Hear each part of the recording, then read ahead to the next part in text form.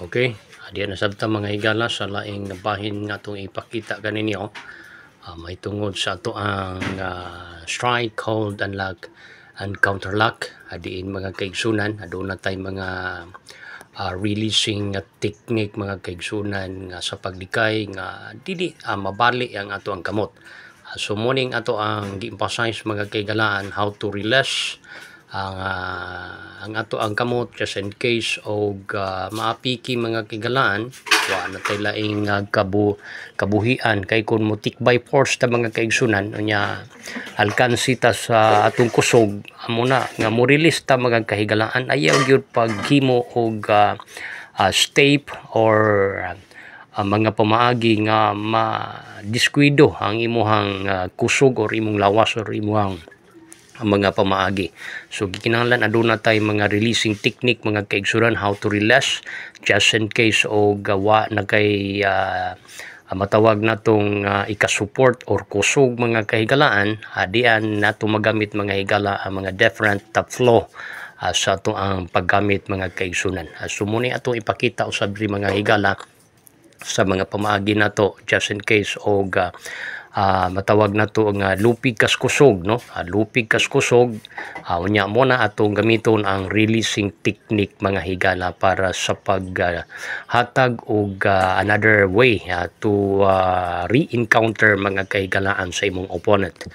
So muning ato ang gi-practice mga kahigalaan ang atong mga pamaagi nga diin sa akong gikaingon nga time will come inyo ra gyud ni magamit sa saktong panahon o higayon ang inyohang nagatunan. So muni kanunay akong gi-emphasize mga kahigalaan for the sake nga kamo nga mga followers nga nagtan-aw nagpadayon sa pagtan-aw sa ato karon mga gipakita kaninyo aduna moy magkatunan even though nga aduna moy mga nakatunan sa harness.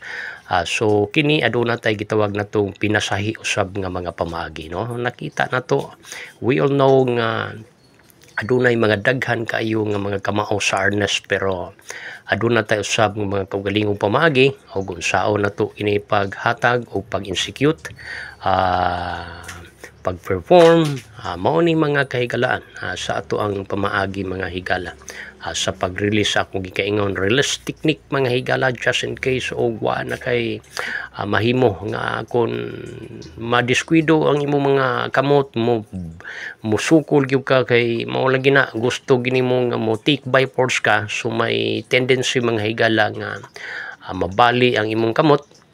So magproblema na hinuon ka. So muning atong gini emphasize of ang releasing technique how to escape mga kigalan, how to escape the opponent. Muni ang ato ang strike, hold and lock and counter lock technique, Robinian style mga higala. Kaya akong gingon nga doon na tayo kaugalingon nga estilo regarding sub mga kigalan or speaking sa harness mga higala. Atong harness akong giingon more on competitive technique ni mga higala. So aduna po tayo mga harness drill but ato sab gimpasay sab gyud diri mga kigalaan nga adunay mo makuha makatunan sa pagdepensa sa atong kaugalingon. Nindot man na mga kaigalaan usab ang gitawag natong harness drill kay makaayo mapuna no makahatag sab og practice pag flexible sa ato ang mga kamot ug bukton ug unsaon nato pag strike mga kaigalaan. So apil man na ang mga higala sa ato ang mga ginabuhat mga kaigalaan but karon ato ang gi-emphasize yun ang mga more on technique or competitive techniques mga kaigsunan speaking sa mga harness muning atong strike, hold and lock and counter lock technique ug aduna sa tay re-counter lock technique no. So hubad sa sagang morning ato karong mga pamaagi mga kaigalaan for another nga matawag natong fantastic style mga higala no. Muni atong tan-awon mga kaigsunan ang mga gi-perform karon sa ako mga estudyante aron kini inyong magkatunan mga higala sa akong gikaingon sa umabot nga panahon inyo na gyud kini usab maggamit mga kaigsunan. So mo ni mga kahigalaan inyo makita ug unsaon pag-release mga kahigalaan and then counterlock and re-counterlock.